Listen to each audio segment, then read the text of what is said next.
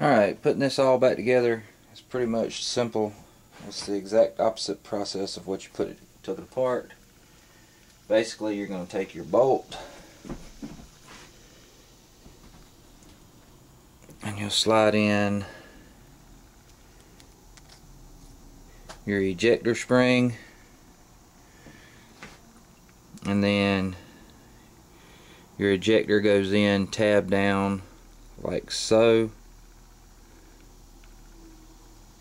and then you'll put it in your vise and collapse this down in there where you can put a punch through it. So basically just the reverse of how you took it apart. And you're going to have to fiddle with it a little bit.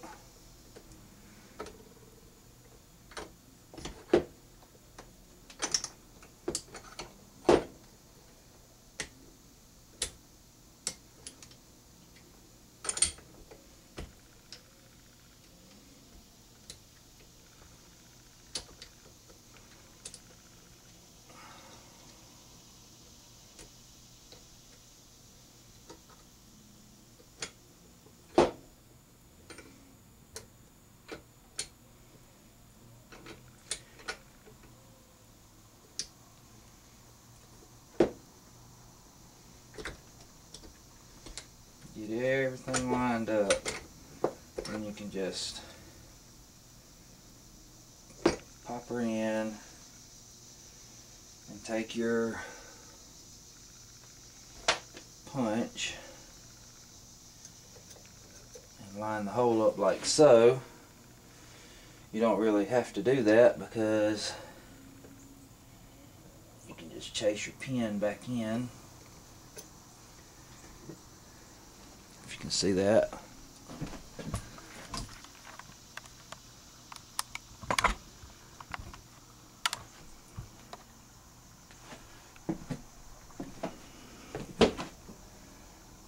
Holding everything in place.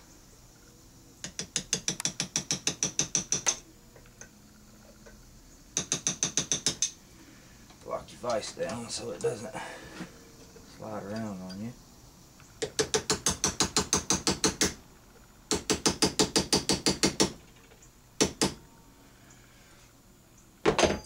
And then you can release your vise.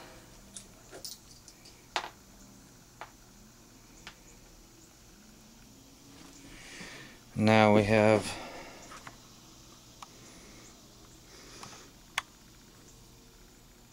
our ejector back into place, and you can see that bevel now ever so slight. Once you have that, you can take your extractor, pop it back into place like so. I am going to run this one without the O-ring, see how it does, just because I know that ejector is super stiff, and if we have any issues where this is not grabbing, I'll pop the O-ring back in. Then you just take your cross pin, just hold slight pressure on your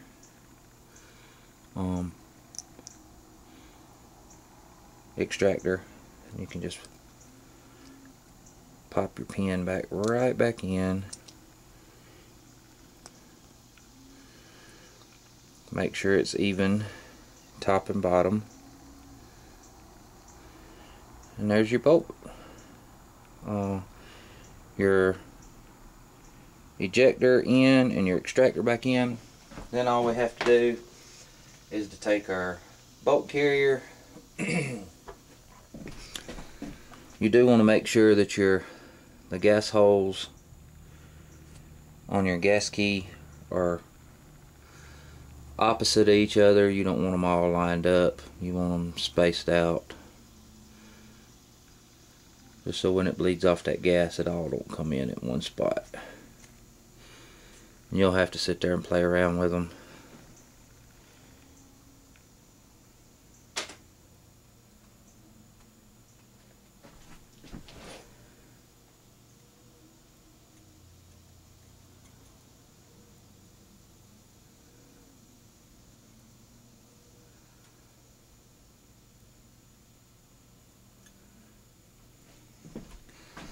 Alright, now we've got our gas keys, our gas rings. You see there's a hole there, one there, one there. Reposition the camera.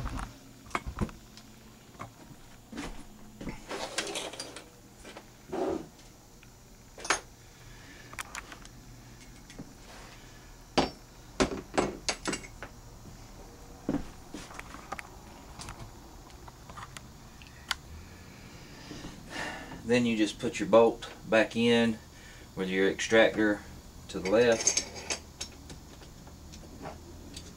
A little tight. Line up your hole in your carrier, and then you can drop your cam pin in, and then you can turn your cam pin 90 degrees. Drop in your firing pin. So your firing pin is down inside here. And then you have your firing pin retainer.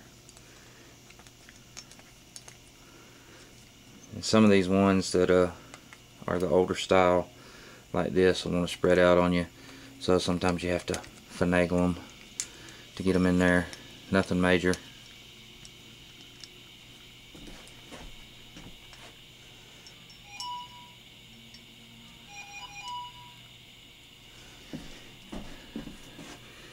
You do want it flush. Then you can see when your bolt is all the way in, your firing pin's up. You have protrusion. I think that's going to work a whole lot better now. I might have just a tad bit of trash down in that hole that was making this thing stick up, but it's one thing, you always want to shake your bolt. If you can hear that rattling around, you're good.